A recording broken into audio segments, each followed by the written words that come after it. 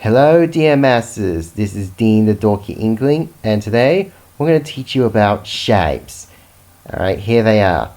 This is a circle, this is an oval, this is a square, this is a rectangle, this is a triangle, there's another triangle, and another triangle, that's a pentagon, that's a trapezium, that's a rhombus or a diamond, that's a hexagon, that's a parallelogram, and that's another triangle. Are we good? Okay. Now, let's talk about the polygon. A polygon is a shape with 3 or more straight sides, and they've all got to be straight, okay? If any of them are curved, then it doesn't count. Now, let's talk about something called the perimeter. Basically, it's the edge length of the polygon or shape. Okay, for a polygon, all you gotta do is measure out the sides and you add them up. So this could be the first side, this could be the second side, and this could be the third side, and so on and so forth. Now before we move on, let's talk angles. Now when going around in a circle, there are 360 degrees. Okay? It's like that. Now, angle terminology works as follows. An acute angle, otherwise known as a sharp angle, is between 0 degrees and 90 degrees. So yeah, there's that. And the second is a right angle, something like this, which is a perfect 90 degrees, exactly 90. This is otherwise known as a perpendicular angle. That is a heavy word, but it's very useful. Next, we're going to look at an obtuse angle. So basically, between 90 and 180 degrees, as otherwise known as a blunt angle, you know. Now, if it's a complete straight line and we draw, I don't know, count the degrees, it'll add up to exactly 180. This is otherwise known as a straight angle, and many mathematicians debate on whether or not they can count as an angle. The last thing between 180 and 360 degrees is called a reflex angle. Okay, are we done? Okay. Next thing we're going to talk about is internal angles. Obviously, a completely curved shape, like a circle or an oval, well, they don't have any internal angles. If it's one of these, for example, the degree count can be as high as you want because unlike straight sides, curved sides are malleable, especially in 2D space. This has huge implications if you try this on a third-dimensional plane, like in our world. So yeah, hashtag the Earth is round. Alright, now internal angles is the count is fixed for every polygon. Like a triangle here has 180 internal angles because for this specific example here, each angle is like 60 degrees, and there's 3 of them, add them up for 180. Now a square or a rectangle or any other quadrilateral will have 360 internal degrees. So that's, in this case, it's like 4 angles, each at 90 degrees, multiply them for 360. You can keep this pattern going. 180 for every side. A pentagon has 540 degrees, and a hexagon has 720 degrees. Are we good? Good. Now let's talk area. Now, to map out the area of a polygon, let's start with the simplest case here, the square, in which all the sides are the same and all the corners are the same. So to get the area of a square, you do this. Okay, simple as that. Now, a square is a type of rectangle. Now, any other rectangle can have all perpendicular angles, but the sides can be different. They can be the same to opposite, but yeah. Now, to find the area of a rectangle, you just multiply that side length by that side length.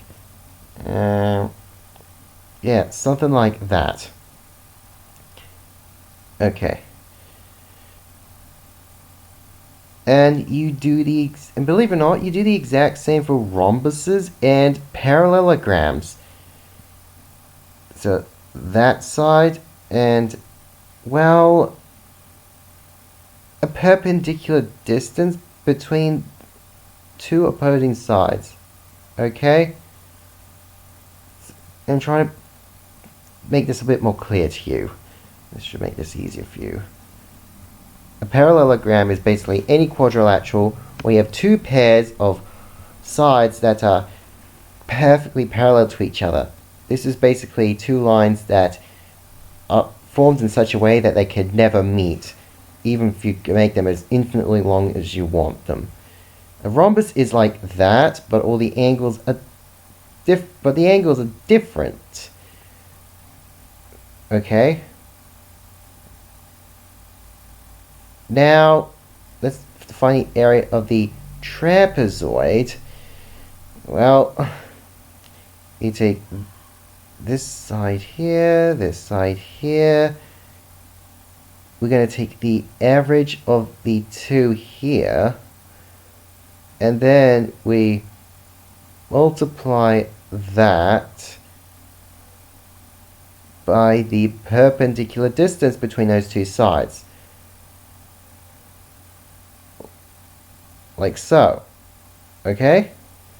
So that's a trapezium. Now, with more complicated shapes like pentagons or hexagons, just break them up into easily digestible pieces and you should be alright. A bit more complicated, but yeah. Now, a triangle, well, here's what you do. You take the length of the base, the perpendicular height, like so.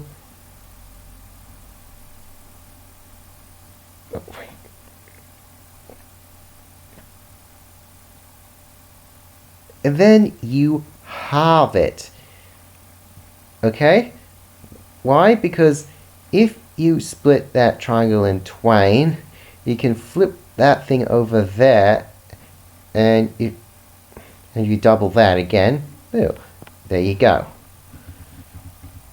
Okay, so this works on all triangles. Okay, I'm going to go through a few categories. A triangle in which all three angles are 60 degrees and all three sides are the same are called equilateral triangles. Okay, they're all the same. Now, an isosceles triangle is one where two of the angles are the same, but one of them is different, or where two of the sides are the same, but one of them is different. Okay, we're good? Now, a scalene triangle is one where all the angles are different and all the sides are different. Okay. Now, this is a special triangle. It could be isosceles or scalene, but either way, one thing you should note is that one of the angles here is perpendicular. That is to say, it's 90 degrees. Now, these are very important triangles in certain fields of mathematics, and I'll go over those in another time. Finally, we're going to look at circles. Now, to find the perimeter of a circle, because I've saved this one for last, we're going to look at a number called pi. It's what we call an irrational number, for it sits between 3 and 4, but isn't exactly those. And the full length of that number is, well, it amounts to something like this. Trust me, it can go along as long as you want, and there's no way of predicting the next number. The point is to find the circumference of a circle, that is its perimeter. You have to find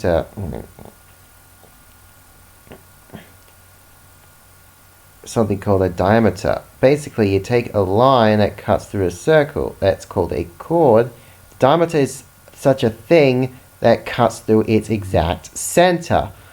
So, yeah, something like that. And 1/2 of a diameter is a radius, which is basically the distance from the circle's rim or circumference to its center. You could map it so that the circumference is the product of the diameter times pi, or alternatively you could have it so it's 2 times pi times the radius for the circumference. Now, one last thing we ought to look at is the area of a circle, which you can map out as you take pi times the square of the radius of the circle. Okay? Alternatively, you could have pi times the square of the diameter divided by 4. Okay? Now, again, back to mapping out the sizes of angles. Another way of describing angle size is the radian. 1 radian is, well, this many degrees, 180 over pi. It's called, and as you can see here, a full circle is 2 radians, which is also the circumference of the circle if the radius were 1. And this is because 1 radian is the size of an angle where that part of the circumference is exactly the same length as the radius. Now, ovals, that one's a bit of a tricky subject. I will cover that in another video. So, tune in another time. This is Dean, the Dorky Inkling, signing out.